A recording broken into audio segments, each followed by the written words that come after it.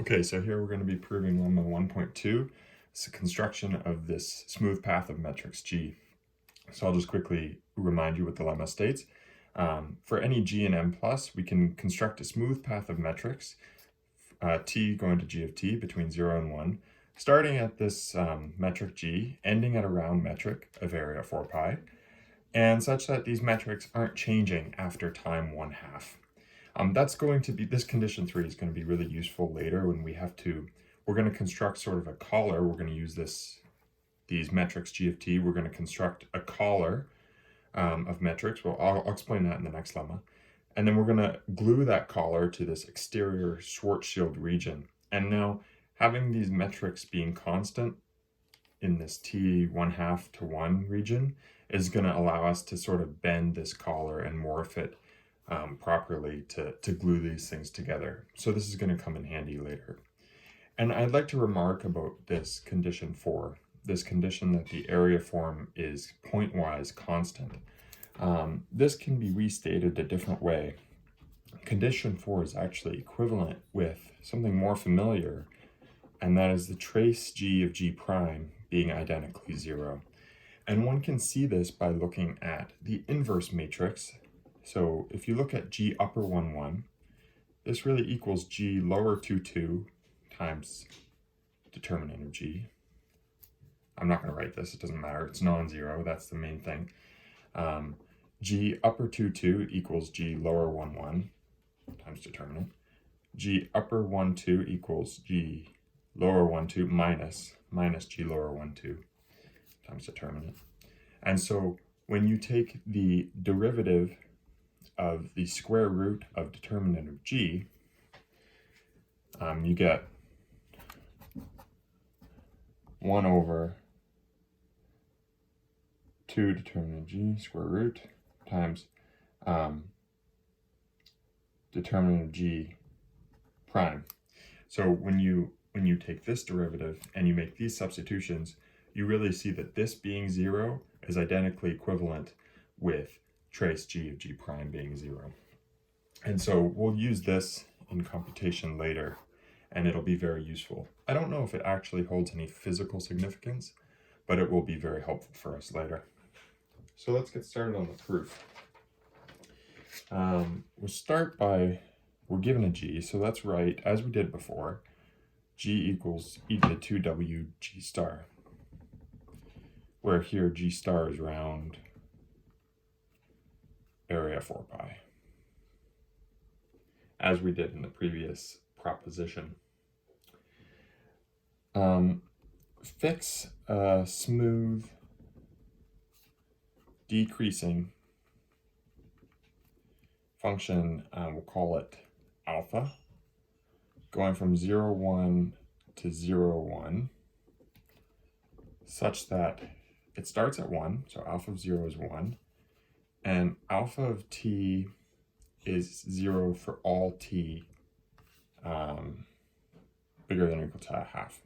So this is where this condition 3, we're trying to satisfy condition 3 here. So alpha looks something like this. Like this, here's 1, here's 1/2. And I will comment here briefly, I'll talk about more later.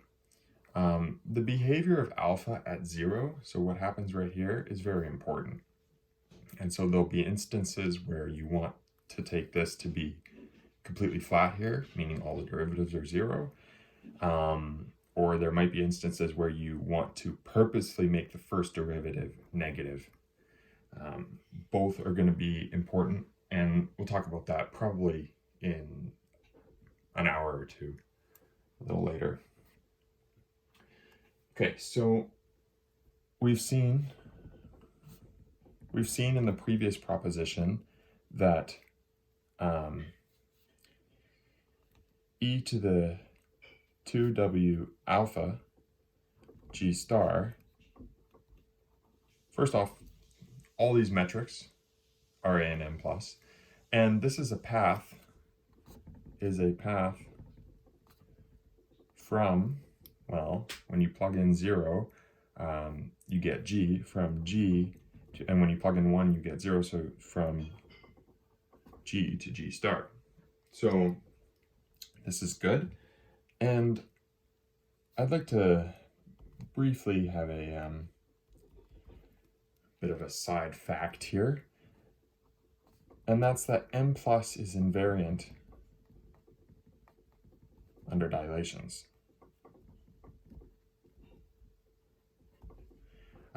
Meaning, let me actually get some more space here. Remove this. I don't think we need that anymore.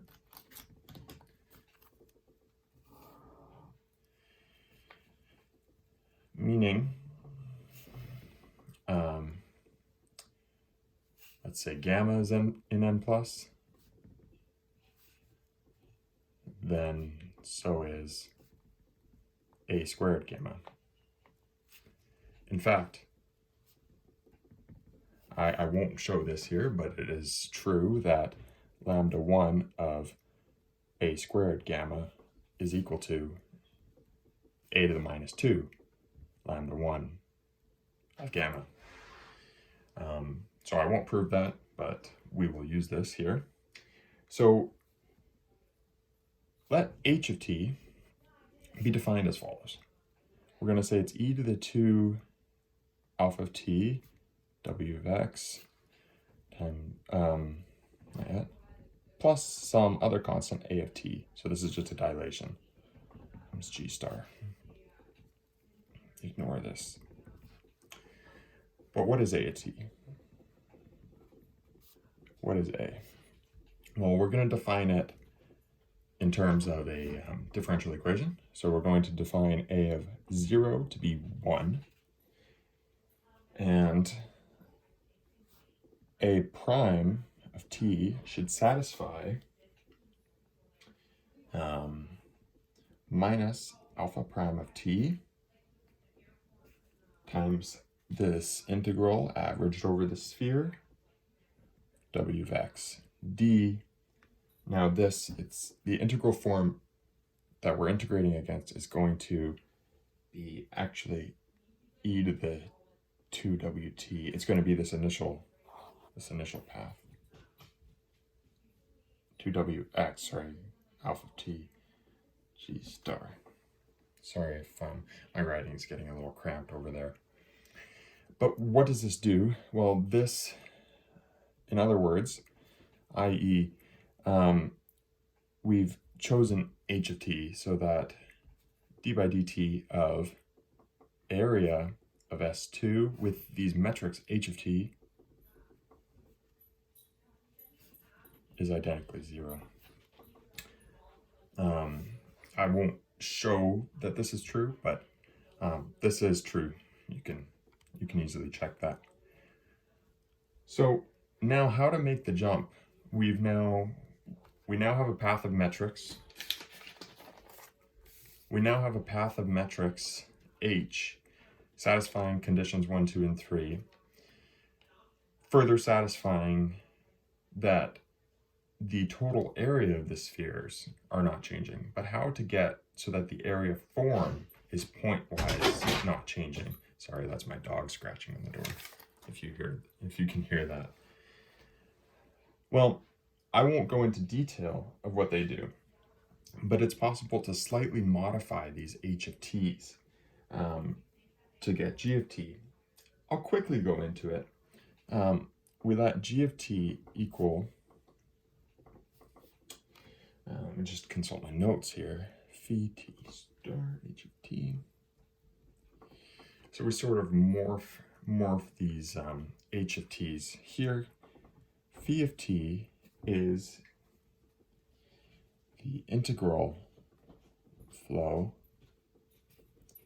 along x of t.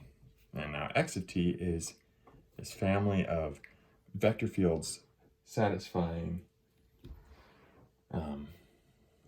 divergence h of t, x of t being equal to minus 2 alpha prime t wx plus a prime t. If you're interested, I'm not going to go into the proof. Then if we do this, then g of t satisfies all 4 conditions that we set aside here is exactly what they do if you are interested. I won't go into it, but you can feel free to pause the video.